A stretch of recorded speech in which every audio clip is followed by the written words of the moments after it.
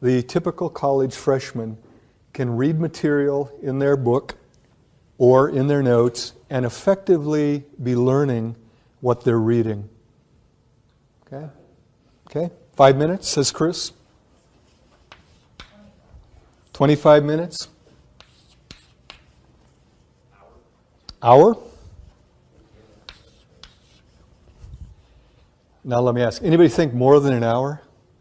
How long?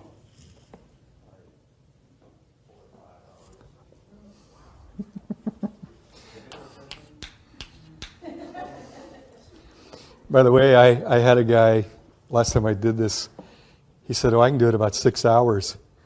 And I just, well, then I found out he is a medical resident, just finished medical school. His wife was in my class.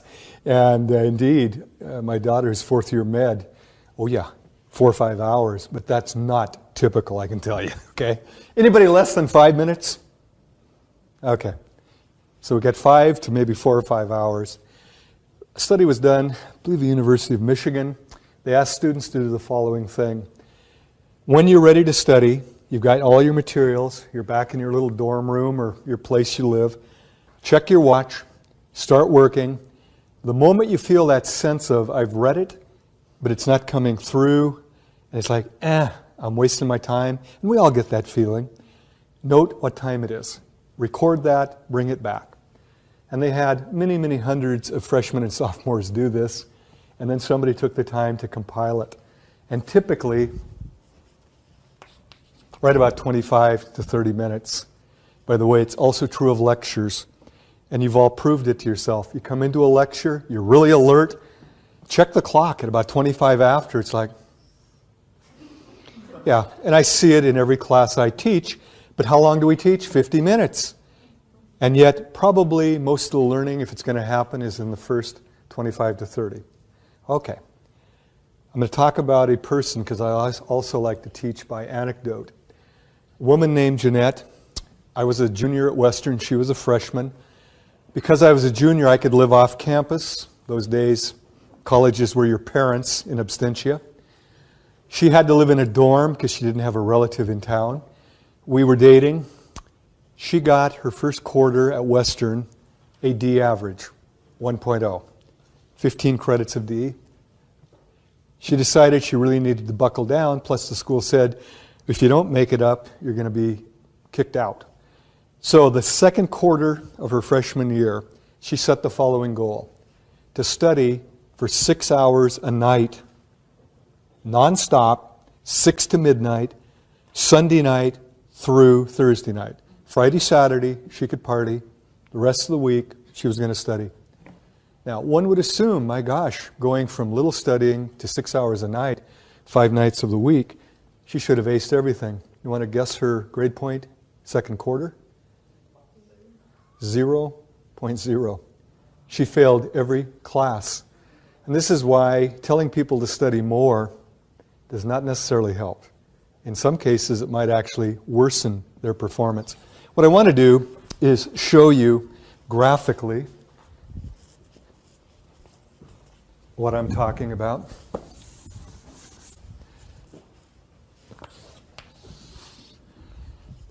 Let's say this is efficient studying, and I know there are no numbers there, but higher means more efficient, lower means low or no efficiency. And this axis, we're looking at time. Here's what happens for the average student. For her, 6 o'clock in the evening, after her supper at the residency dining hall, she plopped herself down at her little study area and started studying. But here's what happened.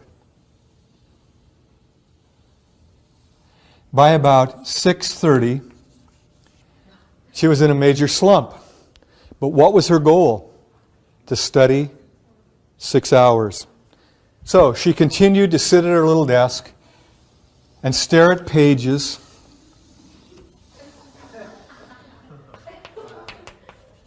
until midnight. She was at her desk 6 hours. How long did she actually study? About 20, 30 minutes. Now, there's a simple concept in psychology that all of you are aware of. Things that are reinforced, we tend to do more of. Things that are punished or ignored, we tend to do less of. We operate by those principles to a large degree.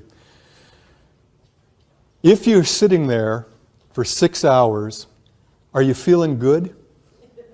No.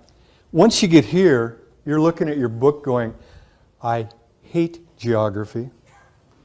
I hate literature. I hate psychology. All the things we're trying to get you to fall in love with, you're hating it. And so her actual good studying was followed by 5.5 hours of pain and misery. I would bet you, I don't know for a fact, that as the quarter progressed, she sat down, and finally she was done before she even started. She sat down and just stared at a book, and she flunked every class. Now, had she taken this little seminar or figured things out on her own, she'd know what to do. First rule, the moment you start to slide, you're shoveling against the tide. What you need to do is what? Take a break. And here's what's cool about it. You can study for a half hour. It doesn't take a half-hour break to recharge your batteries. For most people, about 5 minutes. And this is where you go away, do something fun for 5 minutes. Call a friend, talk to a child, talk to a parent, a roommate. Enjoy some music. Do something you enjoy and actually say, this is my treat for having studied for 30 minutes effectively. Go back and here's what happens. Your efficiency is nearly 100%. Study a half hour, take a break. Study a half hour, study a half hour. Now, had she done that over a course of 6 hours, she would have got about 5.5 hours of serious studying and about a half hour of total break time. I really don't believe she would have flunked out. Now, I get students complaining, I don't have enough time to study. Look for a break at work. Look for a break at home. Those little 15, 20 minutes can be very efficient if you apply them efficiently. Unfortunately, sometimes it's really tough to get those moments, but you need to build them in somehow. You've got to have at least some time to study. It's not going to happen through osmosis. Now, I'm going to ask you a final question. Let's say you've studied till midnight. What do you want to do after your last study 20, 30 minutes? No, not yet. You want to give yourself a big treat, okay? Whenever your studying time is done, plan something special. Now, for most women, especially with kids, it's a Calgon bath with candles and the bathroom door locked and the statement, if you bother me, I will take your head off. This is where guys go, what? Yeah, moms have no privacy. Kids walk in while you're using the toilet, while you're in the tub. They'll bring their friends with them, won't they?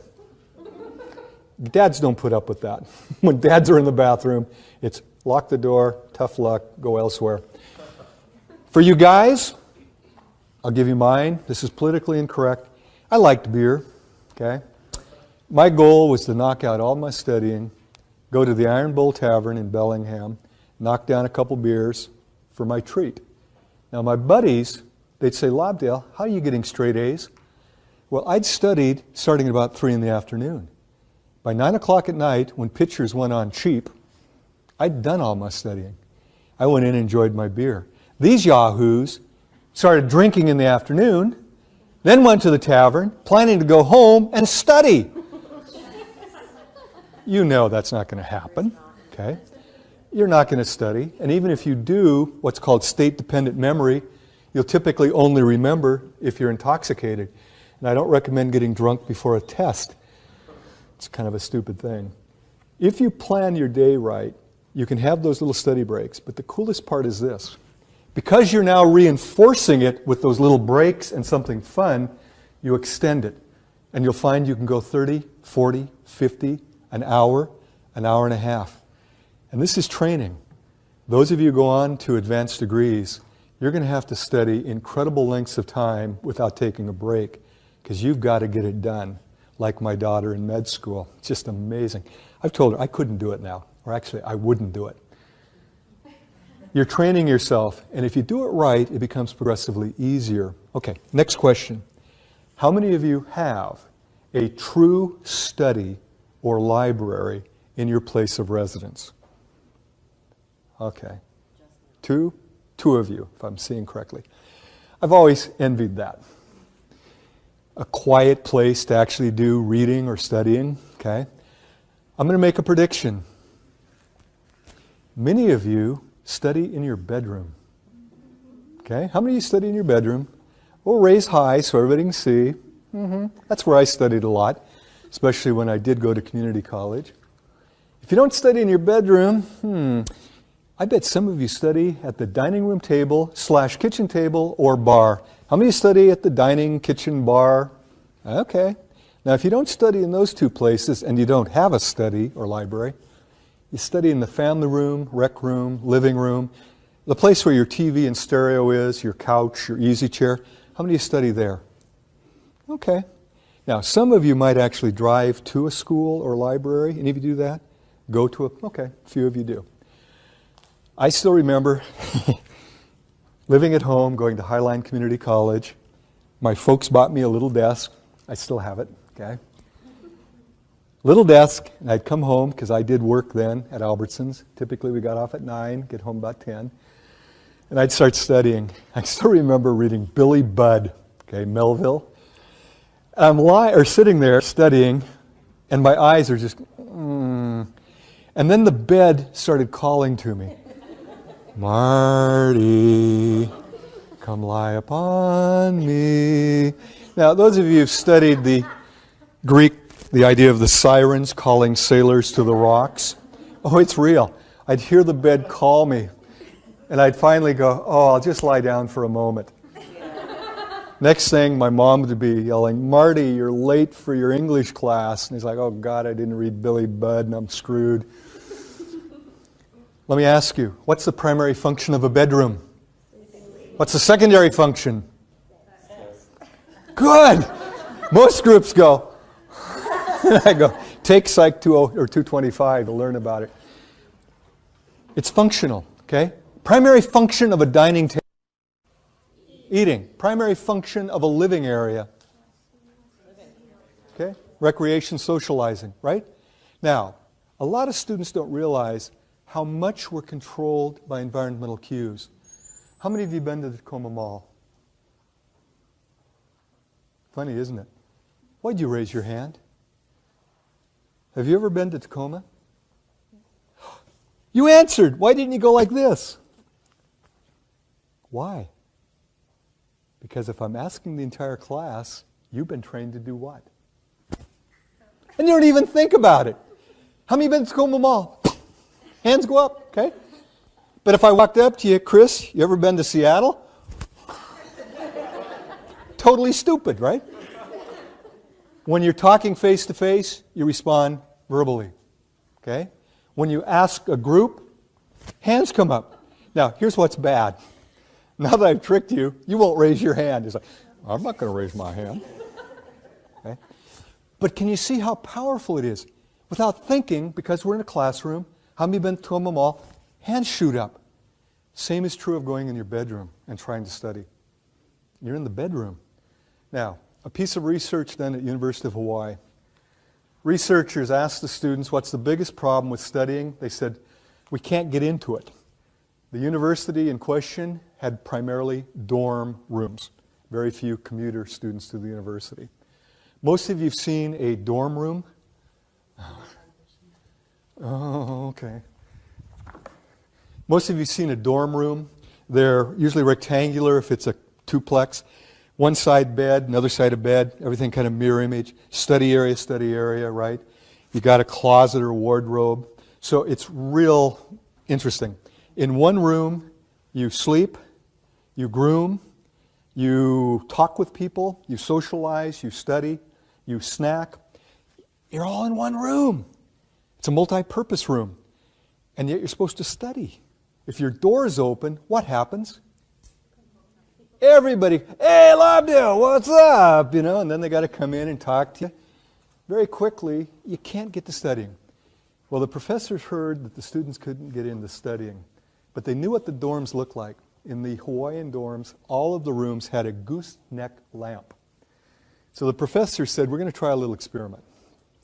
Take that lamp, make a little sign and put it on it, study lamp. Okay?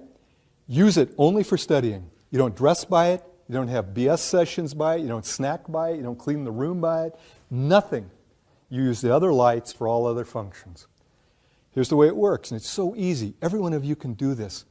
Get a little lamp. You probably have one already. If you don't, my gosh, yard sale, garage sale, you can pick them up for nothing. Get that lamp, and it becomes your study lamp. So if you have to study in your bedroom, turn your desk away from the bed. That's the like, how many have been to the mall? It makes you want to go to sleep. By the way, you can't study in the bed. It's also bad for your back if you know about posture. Turn your back to the bed, have a blank wall, have your lamp, have your books ready to go, because you can futz away a lot of time getting ready, can't you? How many of you can futz and futz? Yeah. You're ready to go, turn on the lamp, and start studying. The moment you lose your edge, 15, 20, 30 minutes later, turn the lamp off, get up, and leave the desk. What you're training yourself to study while seated there. And it becomes increasingly automatic, as did the raising of the hand. You sit, turn the lamp on, and you're ready to go. It's like magic. The students who did that were 1 grade point higher the next term compared to the control group that didn't do it. 1 grade point simply by creating a study area. Now, if you study in the kitchen dining, remove all food cues, because I know what happens there. You start thinking, turkey in the fridge. Yeah, Swiss cheese in the fridge. Oh yeah, sandwich time. How many of you have studied and created sandwiches? It takes about a half hour to make a really good one. You eat it, so damn good, what do? Make another one. And pretty soon, not only are you not studying, but you're getting the spread going, okay? You're really frustrated then. The living area, I'm going to tell you, you can do this experiment. You try to study in the living room, and you're focused, and other people are listening to music, watching a movie, watching TV. They won't leave you alone. Hey, Marty, look, it's really good. Excuse me, I'm studying. And then they get angry at you. Well, boo on you, too. You can't study in the living area. It's not designed for that unless you're all by yourself. And you turn off the TV, turn down the stereo so it's truly background. If you're singing along to your favorite song, you're not studying. You're singing along to a song. Your brain has to be focused to be really studying, not time sharing back and forth between singing and studying. So living areas, very tough to create. But if that's where you have to do it, you bring your little study lamp in, everything else off, turn on your study lamp, and create a study there. Are you getting the idea? Now, I'm going to go through a lot of suggestions. Break it up into small chunks, reinforce it. Simple to do. Create a study area. Simple to do. And you'll be amazed if you take these ideas and do them. I'm going to make a challenge to all of you. It's so easy to sit through a presentation, say, yeah, it sounds good, and then walk away and do nothing. Technically, as a psychologist, if it doesn't change your behavior, you haven't learned it. It's just in your head. To be a true learning experience, you have to behave differently. So my hope is you all make a promise. I'll try at least 1 or 2 of what I talk about today. And when you find out it works, say, gosh, I'll try a 3rd one, maybe a 4th. I went back to grad school in the mid-'80s.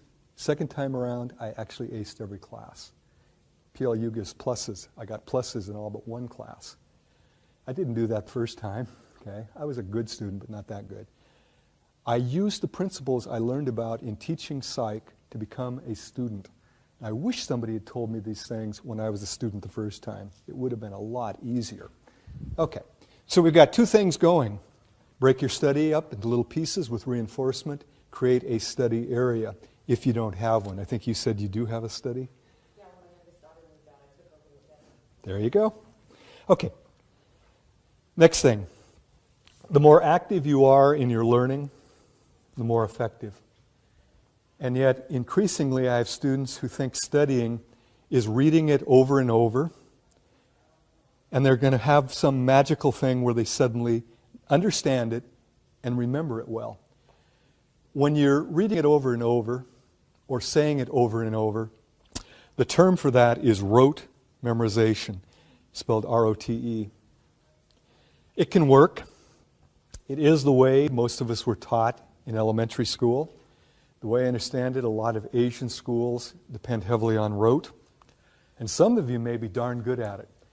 And if you can memorize and actually understand by repetition and it's effective for you, don't change. But for most of us, it's not the most efficient or effective way. The way to learn efficiently in college, first you have to decide, what am I learning? Is it a concept or a fact? A fact is the discrete little piece of information. Sigmund Freud is the father of psychoanalysis. That's a fact, okay? But understanding what psychoanalysis is a concept, okay? Understanding the name of a bone is a fact. Understanding what it does in the body gets into a concept, okay? So in studying, sometimes there are a lot of facts. In fact, I use anatomy as a good example. You got to memorize bones, muscles, organs, tissues, a lot of it. But if you simply memorize and don't understand the function of it, the comprehension of the actual concepts, it's a lot of wasted learning, really. Just to know a name of a bone is like, yes, so what? Okay? What does it do? How does it function? So, if it's a fact or a factoid, you have to approach it one way, and I'll talk about how you do that. But in most college classes, what we as professors are most concerned about is that you grasp the concept. Because concepts, once grasped, will stay with you a lifetime. Facts can easily get confused, but that's why we have Google, why we have reference books. If you know the concept, you can quickly look up the fact if you have to know that for a particular fact. Neat thing is, I get questions, who has more advantage, younger students or older students? Depends on what you're talking about. Most of us, as we get older, realize concepts are what are really important to make our lives better, to be effective in our work, to be effective in our personal lives. Facts, though, we realize we can look up. We can get those if we need them. Young people actually often learn facts very quickly, but they never think about the concept. And I'll give you a simple example. I'm an old guy. When I was a bit younger, I would sing along with the radio with my adolescent daughter in the car. Oh, Dad, if you don't know the words, don't sing the song. I'd say, okay, Beth, you're right. I'm not singing exactly what he or she's singing, but it's conceptually the same. What? I'd say, what's the song about? I don't know. She couldn't tell me what the song was about, but she could tell me every word in the song. That's learning facts and not seeing the concept. I, as an adult, I know the concept. I just make up my own lyrics, okay? Because I don't worry about the factual. Now, some of you are going, yeah, but my teacher does. I got to know the facts as well as the concepts. So we'll first deal with concepts. Here's the question. Can you put the concept in your own words? If you can't, you don't really understand it. Okay? It's not meaningful to you. To make it meaningful is a struggle. It's probably the biggest struggle you have as a student. But it's a struggle you need to do or you're wasting your study time. Now I'm going to give you an example. Only one of you probably in this room will understand what I just say, or will be saying. Ontogeny recapitulates phylogeny. And I knew she would get that. How many of you know exactly what I'm talking about? Raj, you do? Cool, 2 of you. Ontogeny recapitulates phylogeny. And most of you are going, it's all Greek to me. It's actually probably more Latin, but I'm not certain of that. Okay. When I was a biology student, I learned about the ontogeny recapitulates phylogeny. And if you try to learn that and you don't understand it, it's going to go in one ear and out the other. Okay? You can't hold on to it. But if I take a moment to break it down, ontogeny means your own development as a being. Okay? You as a human, for example. Recapitulates means goes back through or recaptures, retraces phylogeny, which is the development all the way from single cell to complex mammal. Now, to make sense of that, how did all of you start in utero? A single fertilized cell, right? An ovum that's fertilized. And then it starts dividing and you get all that.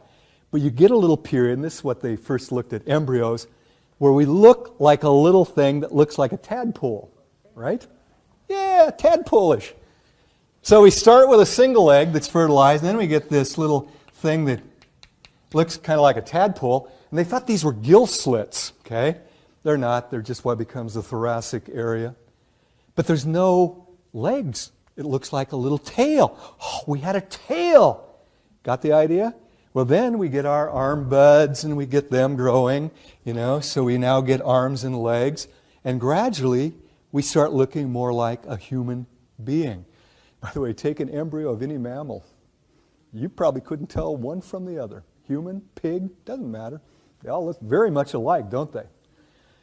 Now, you understand ontogeny recapitulates phylogeny. But if an instructor doesn't take the time to tell you that, and you just read it and go, whatever, I'll memorize it, you will forget it about as quickly as you can get through it. I'm not going to prove this. You all get to do a little memory task. Got to find the right... Here we go. I'm going to read to you 13 letters from our alphabet. You all know the alphabet, right? Should be meaningful. As soon as I finish, I want you to say them back to me in the same sequence that I give them to you. So I'll say them and then I'll go like that. Just say them back. Y, T, R, H, don't write them. A, U, S, P, D, P, A, Y, H.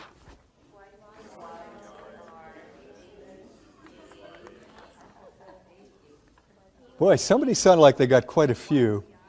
But did any of you get all 13? By the way, the fact that you took notes is a good thing. It's one of the best things to help you remember. And I sit in front of classes where they just go, for 50 minutes I'm giving them wisdom, and they're not taking a damn note. And then they wonder why they don't remember. You can't remember everything in a lecture. I'm going to rearrange the letters a little bit, see if you do any better.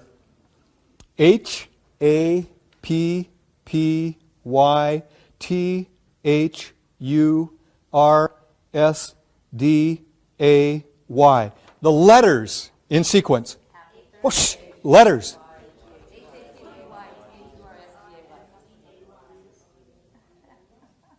Most of you got all 13. And you thought coming to this lecture you might gain nothing.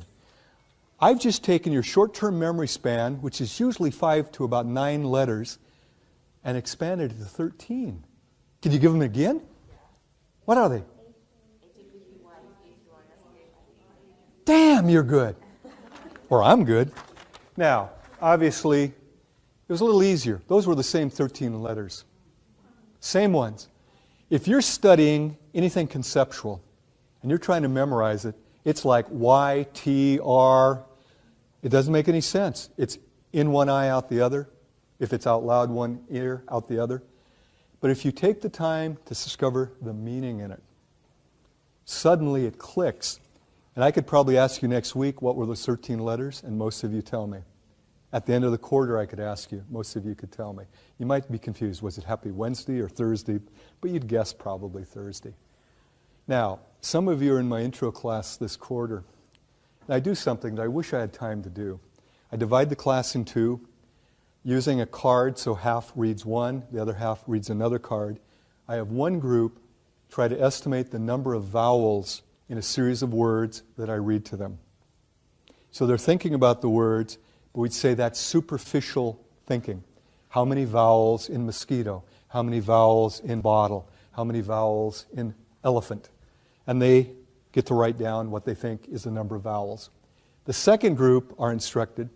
They're told you need to think about how valuable this item would be if you were stranded on a deserted island.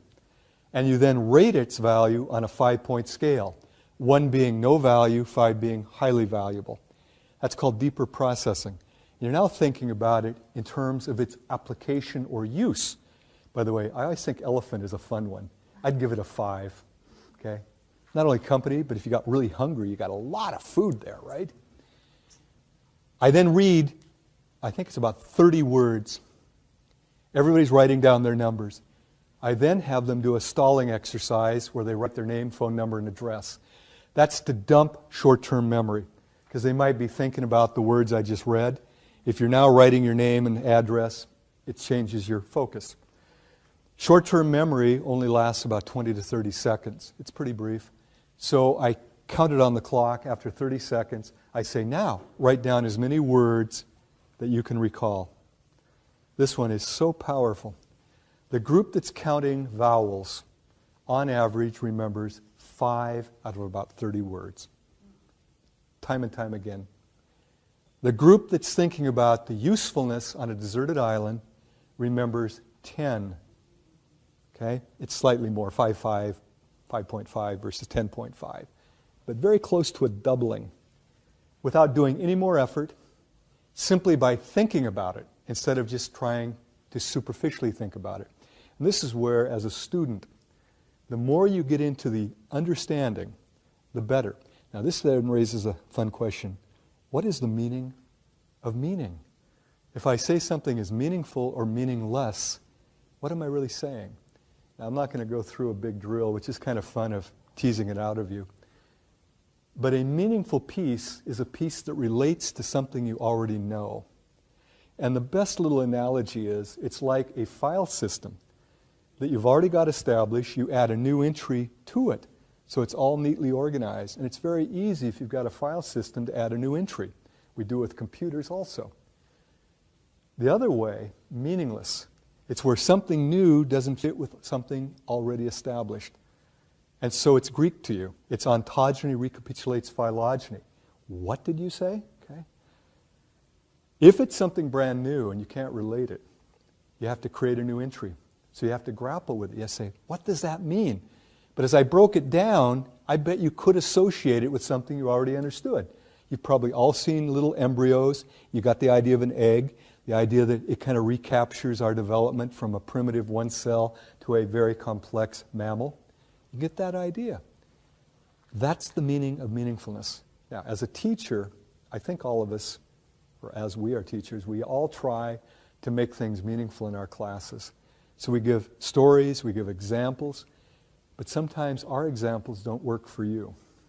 This is where you have to tease it out. So I'm going to go to a couple things to help you there.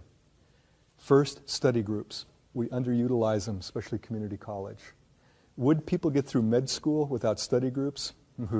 Not very many. Do we have vet tech back there? Dental hygiene, vet tech. Pretty sophisticated stuff they have to learn, right? Do they do study groups? No? Oh my. I would hope they do. I would encourage them to do it. Where I've got students to form study groups, performance of the groups go up dramatically. Now, part of it is probably because they're motivated to do that, so it's a bit confounded. But I'm convinced there's also the power of studying with other people. I know these concepts in psych so well, I can't see how they're confusing.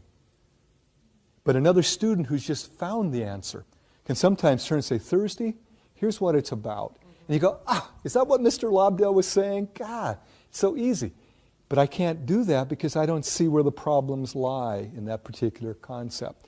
Study groups are great, okay? I'm now going to tell you how many of you totally hurt yourself in studying.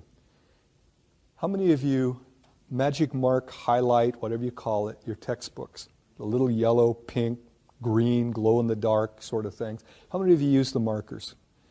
Those were invented in '65, the year I started college. So I bought one. I turned entire books ugly orange. And then I figured it out. If you color the page solid orange, you've actually highlighted nothing. Yeah, by highlighting everything, you've really highlighted zip. So I did the clever thing, and you guys are way ahead of me. What do you highlight, folks? The most important thing. When do you do it? When you first read the book, right? Or the chapter. So, you read through, are you studying? No, I'm reading for the most important things. Zip, zip, zip. And some of you get out rulers to make it really neat. Take hours to make pretty little. Then you go back to the start of the chapter. You read the first thing you underlined and you go, I remember that. No, you don't. You recognize it. People are incredible at confusing recognition with recollection. Your visual recognition threshold is so great, You could see a person once, see them years later and go, I know you.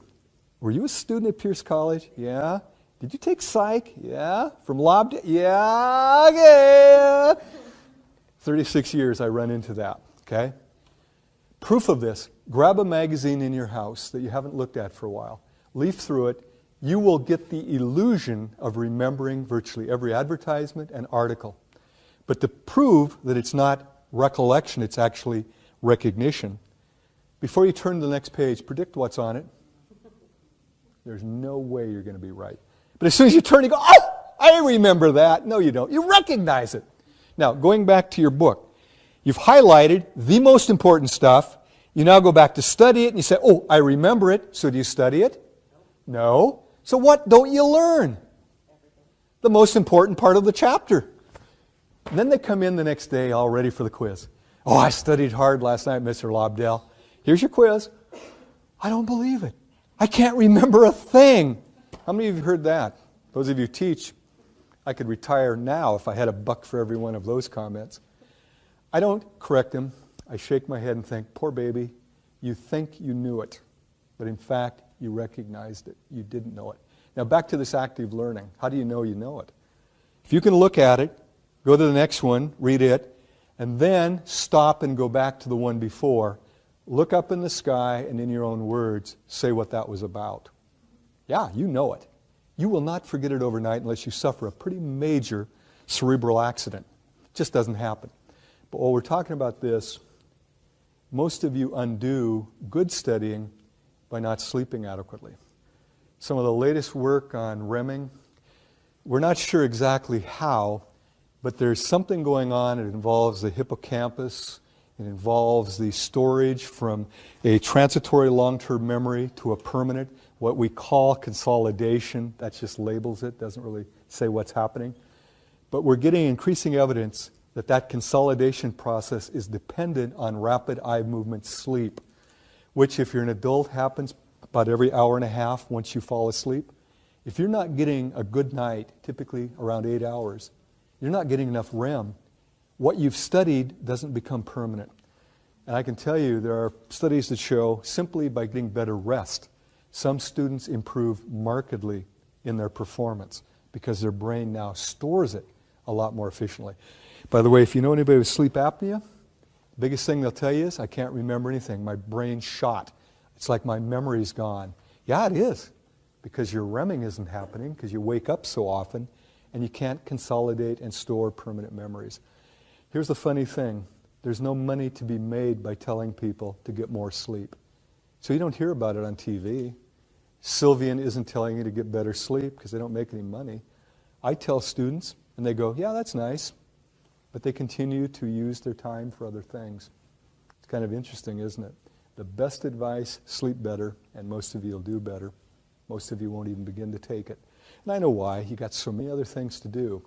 I'd ask you this, are they important? Is studying and learning the most important thing you're doing as a student? If so, maybe you need to give up some of the other activities. I have students tell me, I don't have enough time. There's 162 hours in a week? We all have the same amount of time. Marty has no more nor less than anybody in this room. The real question is, what do I do with my 162 hours? Am I going to use it well or use it not so well? Okay? I'm going to give you a couple other tips here. Taking notes, so vital. But most students who do it haven't learned a very simple rule. The first moment you get after a class, ideally right after the class, you should sit down with your notes and expand on everything you jotted down. Give it depth. Flesh it out. Okay? If you even wait to go home and do it a couple hours later, you will have forgotten some of your own notes.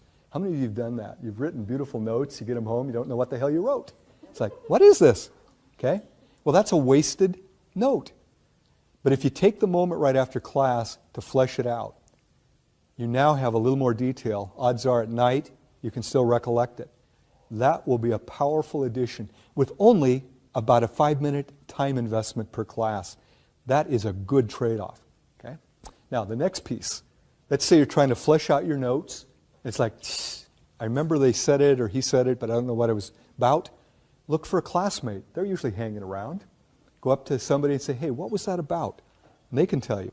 Or flatter the heck out of us. Teachers want students to succeed.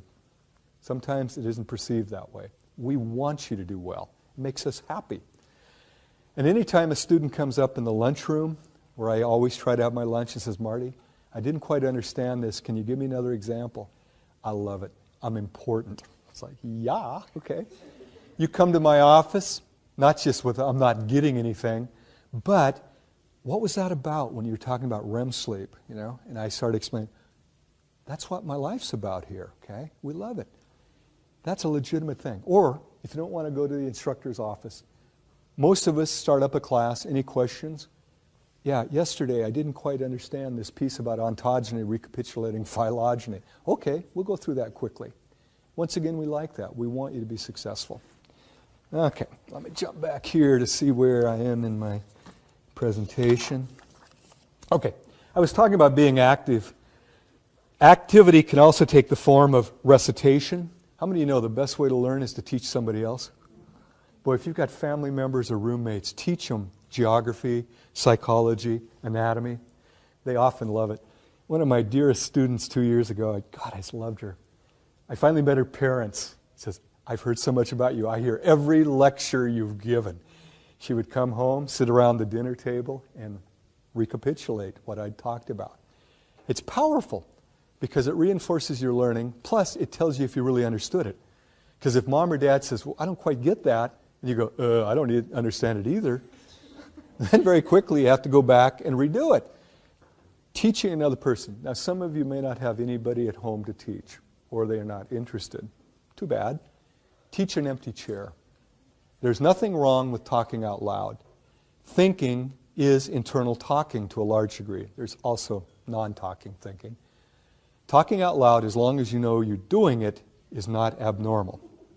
If you think it's somebody else, or it's a real person in an empty chair, talk with me. I'll try to get you lined up with someone who can help. If you have roommates or friends, say, I'm just doing this little Socratic thing where I'm going to explain it to an empty chair.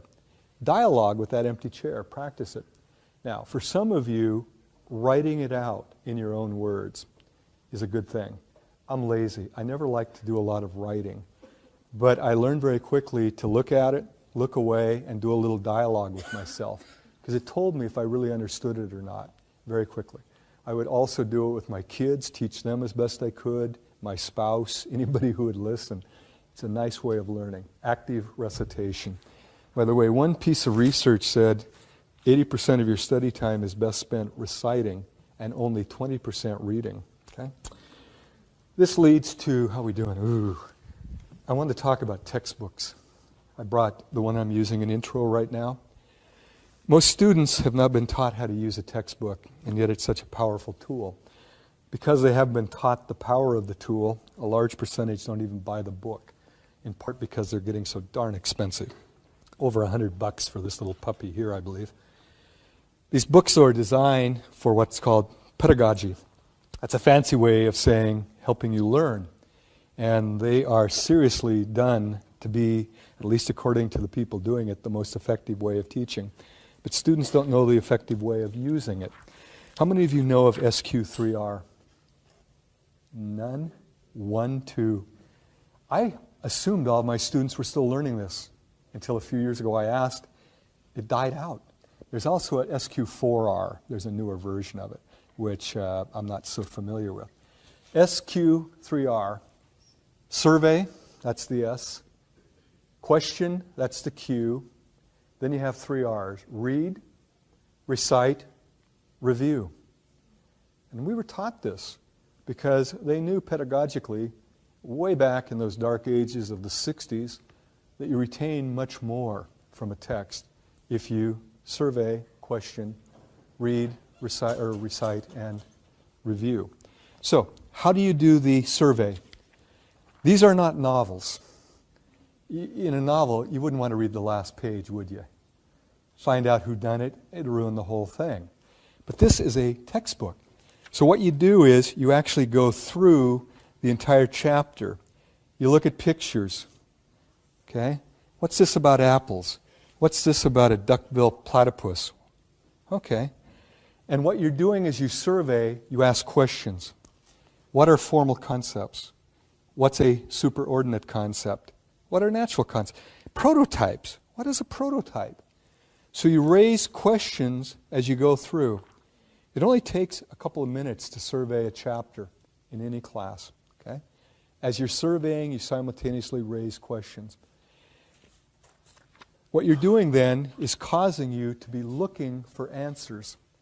And this is a powerful thing. How many of you have noticed when you're looking through a newspaper for a piece of information, you can find it, it kind of jumps out at you? But if you're just kind of reading it haphazardly, kind of casually, most of what you read you don't even remember. There's something about it, and I can't explain it, I can only describe it. If you intend to find something, you find it. And I've got a little demonstration I could have brought where I actually show a placard with the words Boston and London printed on them. And I hold it up for 20 seconds. Out of a group this size, maybe 2 or 3 of you'd see Boston and London. Because before I do it, I tell you to look for letters, symbols, and numbers. I create what's called a set. You're now expecting not to see words, but letters. And even though Boston and London are printed on diagonal, most people don't see it. Likewise, if you just kind of go through a book without asking questions first, you kind of skizz over the content. You don't have the search mechanism going. Okay? The reading, followed by the recitation, I talked about that. Technically, before a test, it should be review. It should be in the barn. Now you're just touching up to make sure you haven't lost anything or confused anything. But I know how this works. Because we schedule tests, most students don't start studying until shortly before an exam. And much like my friend, they put so much time all massed together and only study for about a half hour, pull all-nighters so they don't get the good rest, come in and do poorly. You're undoing yourself. If you start studying early and do some of the things I've talked about, by the time you get to the test, you're just reviewing at that point, not truly studying. Okay, use the book correctly, SQ3R. Okay, I got one last thing, and I'm gonna get it. You've got to memorize facts. How do you do that? And I love it because I get a lot of students from anatomy coming to me going, I can't remember.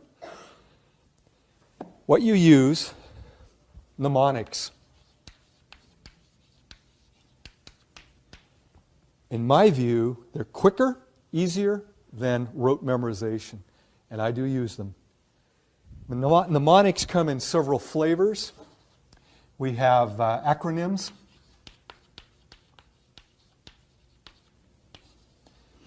We have the coined sayings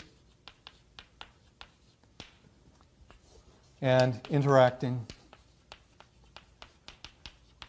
images.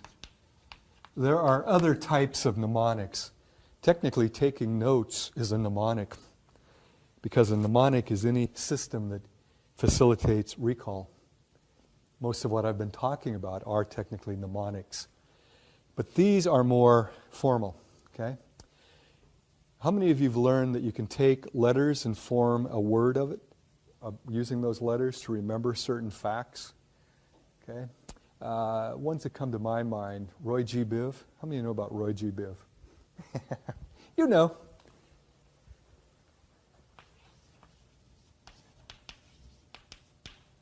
Those are the colors of the rainbow. Now, if you're in an art class, that could be important. If you're taking physics and you're learning about the spectrum of light when it goes through a prism, or you're breaking down light in anything that refracts it out, like a rainbow, you know. Colors are what?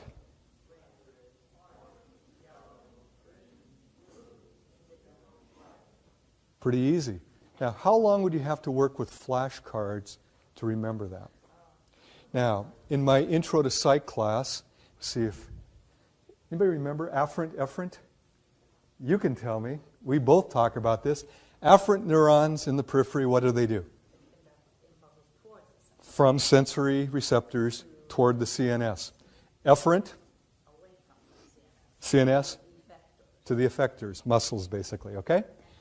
The trouble is, when you're teaching this, And this is good for you to know as students. Anytime two things are highly similar but not the same, you get maximal interference. That's how we talk about problems with remembering. So you memorize it without really knowing it, and you're sitting there on a quiz going, oh yeah, it's afferent. No, it's efferent. No, it's afferent. How many of you have done those flip-flops? And your brain gets, and then you tell the teacher, you're tricky. It's not tricky if you know which is which. It's very easy. But if you're confused, it's terribly tricky. And I just once again think, oh, you didn't really know it. So when I tell my students, really they're both the same. Whoop. Sensory are afferent. Motor, efferent. Now with that little acronym, SAME, you can study very little. They're both the same. Now, this is where I had a student in my class say, okay, same, big deal. But I'm in anatomy and physiology.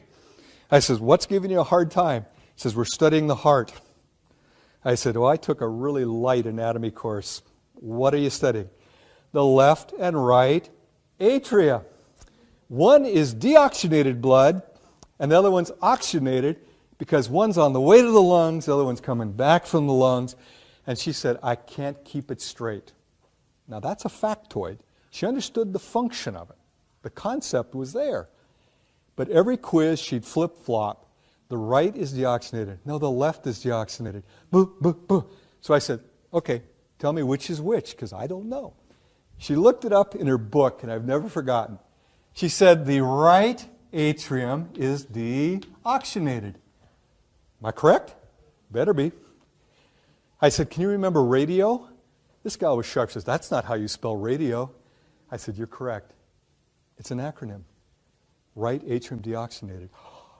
Her little eyes lighted up. With one little thing, she could keep it straight. Okay?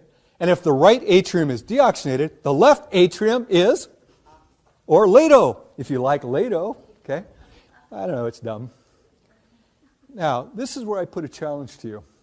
Sometimes acronyms can come up that are very easy. Now, I'm going to go with one, and you can help me on this. 12 cranial nerves. Give me the saying. No, not the other. No, not that one. There's two of them. Yeah, on old Olympus' Towering top. a fin and Viewed some hops. Okay? Now, what she just gave you were the 12 cranial nerves, the first letters in descending, right, from the top to the bottom. And I've never learned all of them because I didn't take that serious. But if you know on old, obviously O, you're going to have, what are they? the olfactory optic. Okay, olfactory, optic, okay? And you go right down, old Olympus towering top, da-da-da-da-da, okay? Now there's another one, O, to touch and feel. I don't go there, okay? Only women instructors get away with that one. No, I won't go there. If you can come up with an acronym, or pardon me, a coined phrase, how about this? In 1492, there you go. How do you unscrew something? You turn it counterclockwise. You turn it clockwise. So I tried to teach my son this. He says, no, Dad, it's righty-tighty, lefty-loosey. That's another saying. It's perfectly good. It's just one that I didn't know. How many days in the calendar? 30 days hath September, April, June, and November. We used to learn that. They don't do it anymore. You kids have learned knuckle counting. January, February, March, April, May. It'll tell you long, short, but it will not tell you the number of days in February, nor the rule where leap year makes it 29, right?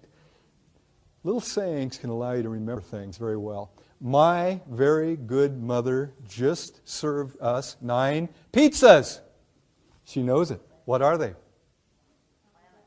Planets from the sun outward. Unfortunately, the pizza is no more. It got degraded, right? It's no longer a planet. Okay, those are the sayings. Sometimes a saying allows you to remember things. For my money, though, the third one, interacting images, is the best of all. And I'm going to draw from nutrition.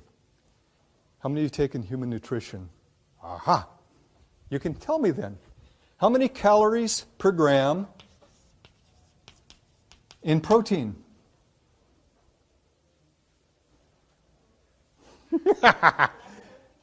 Dang. Do you remember? Oh, no. It's 4.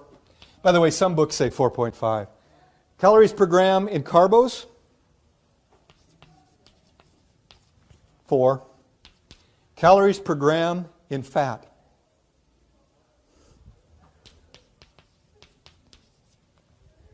And that's why when you consume fats, you're getting twice the package there. It's why Eskimos eat a lot of what? Fat. They need energy. It's why if we eat a lot of fat, we get the gut going. I had a woman come in, sweet lady, 40 years old, crying. I'm too old to learn. What? I said, I'm older than you. I can still learn. Come on, what is this?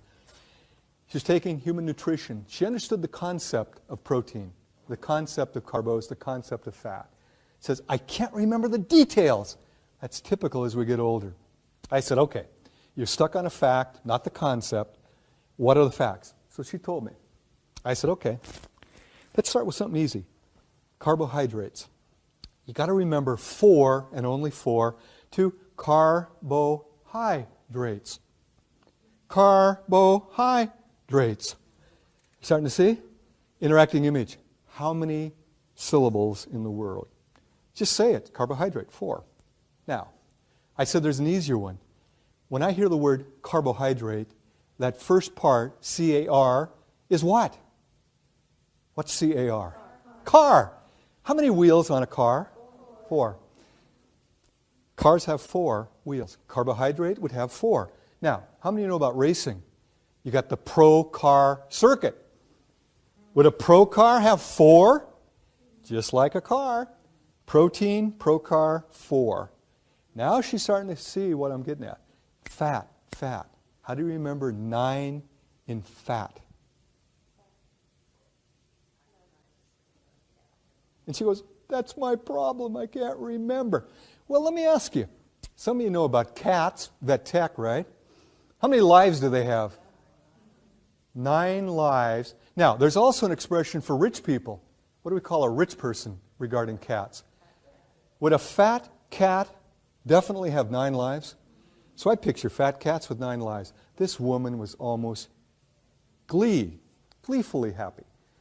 9 calories per gram in a fat cat. Now, I've used this in classes, and I try to get people to realize interacting images work even better if they're a little weird. The weirder, the better, actually. But if you share them with friends, they may go, ooh, my God, you're sick. So you may not want to share them all. I have a bunch, and I will not share them in this class. They keep things straight in my mind, but they would sound weird. But one gal came down, and it was so cute. She says, Marty, I have a way to remember 9. She goes, I was stationed in Germany. I picture a very obese Fraulein looking at a bowl of strudel, going, 9, 9. I loved it because it's a homophone, but do you think she'll ever forget 9 and fat? She'll just picture the two together. Now, the more you can create those interacting images, the easier it is to remember facts. By the way, alcohol, anybody know? 7 calories per gram. How many letters are in the word alcohol? 7. And if you're a bartender, what's the classic call drink?